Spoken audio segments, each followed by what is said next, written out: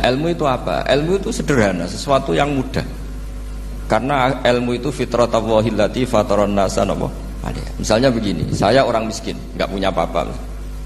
Sudah nggak punya apa-apa, nggak punya jabatan, terus keluarga yang nggak pati loyal, mungkin istri ada ngidolakan kita, bahkan anak kita sendiri juga nggak ngidolakan kita. Itu kan sial-sialnya orang, anak kita aja nggak pernah ngidolakan kita. Tapi untuk bahagia itu sebenarnya sederhana.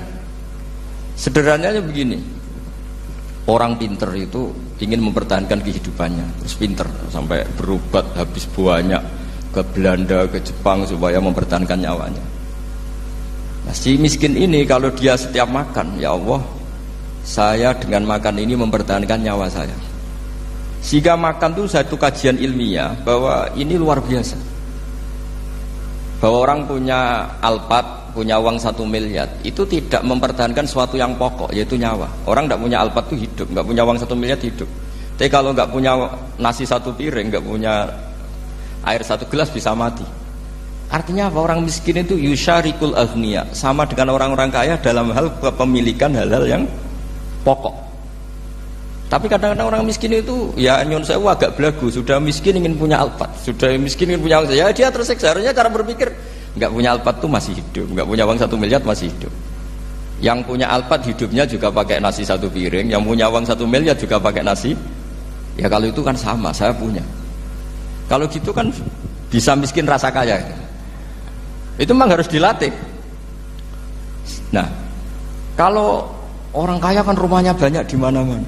Memangnya kalau rumahnya banyak di mana-mana terus tidur di sini 1 jam, di rumah itu 1 jam, malah nggak bisa tidur kan? Tetap aja yang dipakai 1 kamar.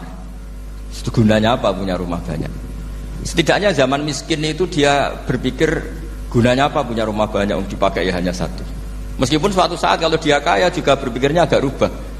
Ya penting punya rumah banyak biar kemana-mana punya rumah, nggak apa-apa. Tapi sementara masih miskin jangan berpikir seperti itu. Nah yang menjadi miskin kacau kan sudah miskin berpikirnya gaya orang kaya. Lah itu kecelakaan itu. Lah itu ilmu, maksud saya itu ilmu. Sehingga dulu Nabi ngajari orang miskin itu sederhana. Ketemu orang miskin sama Nabi diajarkan. Nabi diantara ajarannya begini.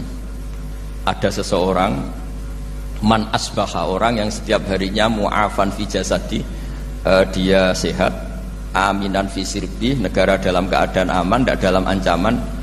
Indahu qutu yaumi, dia hari itu punya makan. Faka'an nama khizat lahu dunya bihadzafiriha, berarti dia sudah punya dunia dan isinya. Karena polanya sama. Buat Presiden Amerika itu yang untuk mempertahankan nyawanya ya makan pokok dan minuman pokok, bukan jabatannya sebagai presiden atau punya uang triliunan. Orang paling kaya di Indonesia juga gitu, untuk mempertahankan hidupnya juga dengan makanan pokok. Dan itu orang miskin punya. Nah, kehidupan paling top itu apa? Ya kehidupan yang mempertahankan nyawa itu yang paling top, lainnya itu enggak. Karena mempertahankan nyawa ini super penting dan orang miskin bisa. Nah, saya berharap ilmu seperti inilah menjadikan dulu itu kuat ketika melawan Belanda. Kenapa kuat? Karena mereka gampang syukur. Barokahnya gampang syukur itu selesai dengan dirinya sendiri. Kalau bahasa intelektualnya itu, orang kalau sudah selesai dengan dirinya sendiri bisa berpikir memanfaati pada orang lain. Nah, dulu orang-orang miskin ketika era sahabat, termasuk era para ulama yang mendidik para umatnya, itu selesai dengan dirinya sendiri. Nah sekarang banyak orang miskin juga termasuk orang kaya, bahkan belum selesai dengan dirinya. Wah itu angel, ngajak jihad angel, karena dengan dirinya saja belum selesai. Maka masyhur itu kan ketika perang Tabuk, ada orang datang, kira-kira kalau Indonesia pakai beras 4 kilo, ya Rasulullah yang 2 kilo tak kasihkan keluarga kami supaya bisa makan, yang 2 kilo tak kasihkan jenengan untuk biaya perang. Perang Tabuk itu perang tersulit, disebut perang Dhatil Usra. Sekarang hitung saja, ini coba dihitung, mungkin yang bagian kasir tahu. Kalau 2 kilo kali 3.000, umat Islam pas itu sekitar hampir 3.000. 3.000 itu sudah 6.000 kilo. 6.000 kilo itu artinya apa? Orang miskin ketika perang membiayai dirinya sendiri, itu satu. Kedua, dengan mental memberi, orang ini tidak tamak. Barokahnya tidak tamak, tidak nyalahkan yang kaya. Efek dari itu apa ketika perang Tabuk? Sumbangan dari Sayyidina Utsman yang jumlahnya besar sekali, yaitu diantaranya 1.000 dinar. 1 dinar kira-kira 4,25 gram, berarti sekitar 4.000 gram. itu bisa diberikan alat perang. Sumbangan dari Abu Bakar juga bisa dipakai beli kuda untuk perang. Nah bayangkan kalau kebutuhan orang miskin ini untuk makan itu nggak mau urun, wah usaha miskin nggak perlu urun, usaha miskin dipakai alasan terus. Maka jumlah 3.000 ini akan mengurangi anggaran untuk belanja peralatan perang karena untuk konsumsi orang miskin. Udah gitu kadang mangane tanduk itu kan repot. Wes miskin mangane tanduk, nak antri mob kan ribet. Artinya apa? Perang ini tidak fokus karena ngurusi konsumsi untuk orang-orang miskin. Nah, dulu zaman Nabi orang miskin pun semuanya heroik. Mereka dibantu gak mau, inginnya bantu. Sampai dicibir sama orang munafik. Apa gunanya sedekah 2 kilo? Wong perang ini perang besar antar negara. Pas itu mau perang melawan Romawi. Sampai orang munafik bilang alladzina almizuna almuttawiina minal mu'minina fis sadaqati walladzina la yajiduna illa juhdahum faskharuna minhum. Orang-orang munafik digambarkan Allah orang-orang yang mencibir sedekah kecil. Wong untuk perang besar kok sedekahnya hanya 2 kilo. Tapi yang mahal bukan 2 kilonya. Kalau ada 1 juta orang miskin menyumbang negara 20.000, itu artinya apa? Kita punya rakyat yang inginnya hubungannya dengan negara memberi. Tapi coba kalau kita 2 juta rakyat yang inginnya dari negara mendapat, pegawainya demo ya. Nah ini ajarannya Nabi yang luar biasa. Dulu Nabi itu bisa mendidik orang miskin pun bermental memberi. Nah barokahnya bermental mandiri ini mereka selesai dengan dirinya sendiri. Coba kalau mereka tidak bawa makanan sendiri ketika perang, mungkin kuda yang untuk perang, terus mereka berpikir, ini saja disembelih supaya kita bisa makan. Ribet kan? Ngapain beli senjata yang mutakhir, makan saja nggak bisa. Tapi barokahnya mereka urun sendiri.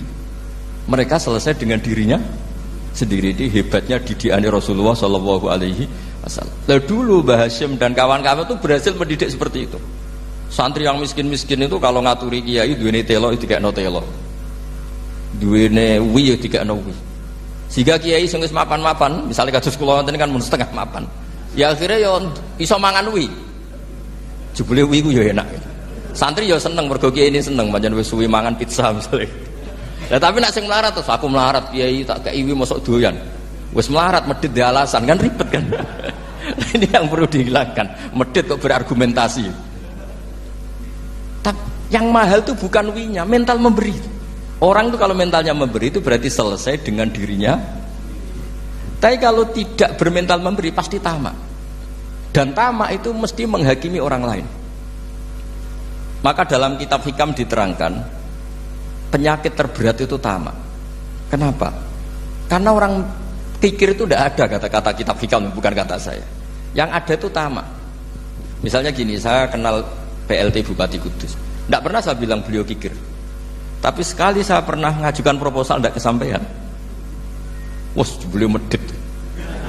Jadi saya menvonis medit itu sebetulnya ya karena punya keinginan tidak kesampaian. Coba kalau tidak, medit itu orang serap penting. Misalnya anak-anak muda sama orang-orang cantik di Jakarta, pernah nggak kamu bilang itu sombong? Enggak kan?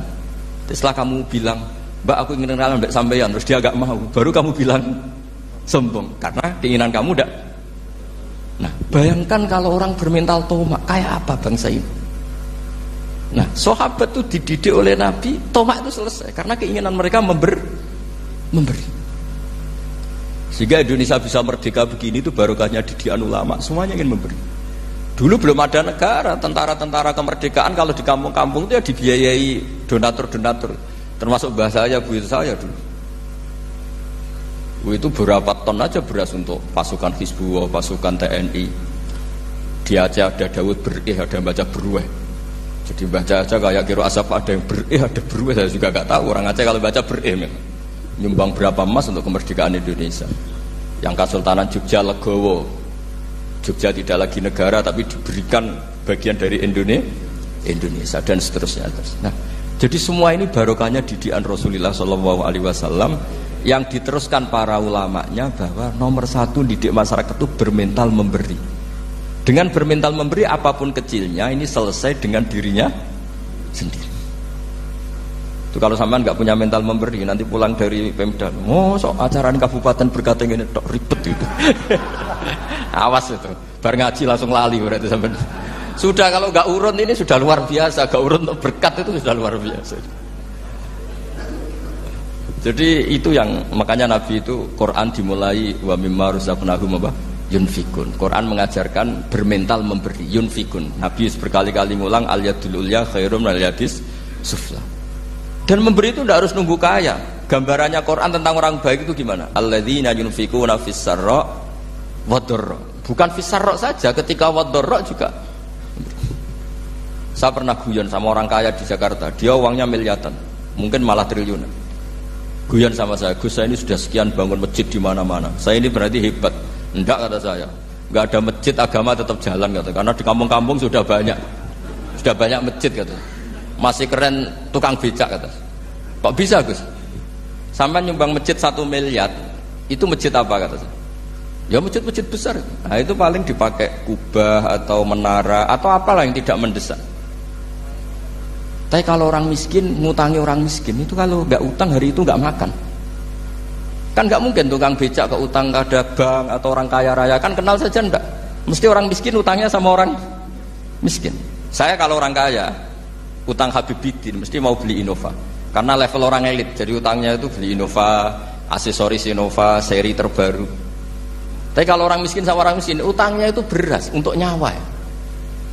Artinya apa? Kalau saya diutangi Habibidin untuk beli Innova itu ganjarannya itu sekunder. Tapi kalau sesama orang miskin itu ganjarannya primer. Keren mana? Hutang-hutangannya orang miskin sama orang kaya. Satu menyelamatkan nyawa, satu menyelamatkan citra. Dia baru sadar, ternyata orang miskin lebih hebat ketimbang saya, lebih hebat tapi tidak usah ditiru kata saya. Cuma dia menjadi tidak sombong sekian miliar yang disumbangkan ke masjid karena dia menjadi tahu ternyata itu tidak bangga. Nah, kecuali masjid-masjid yang kamu nyumbang memang masjid perintis di daerah-daerah yang belum ada masjid. Kalau masjid-masjid besar itu kan kadang kebutuhannya sudah selera, bukan pokok. Nah, saya ini cerita ya, jadi supaya orang tahu lah. Zaman Nabi itu orang sudah selesai semua dengan dirinya sendiri. Jadi maksud saya Islam nggak apa-apa tanpa masjid itu masjid yang sudah sifatnya selera. Indonesia kan masjid sudah sifatnya selera semua. Yang dikatakan masjid pokok kan yang dipakai sholat bisa, dipakai alat sesuci bisa. Tapi kalau sudah selera ya pondasinya harus begini, lampunya harus dari kristal, terus kubahnya itu sudah selera. Nah rata-rata sumbangan yang miliatan itu kan sudah ke selera. Sementara orang miskin utang-utangan sama orang miskin untuk menyelamatkan apa coba? Nyawa. Artinya para orang miskin jangan kecil hati, wah saya sudah kok hanya 2 kilo, tapi 2 kilo nyawa. Dan itu pahalanya luar.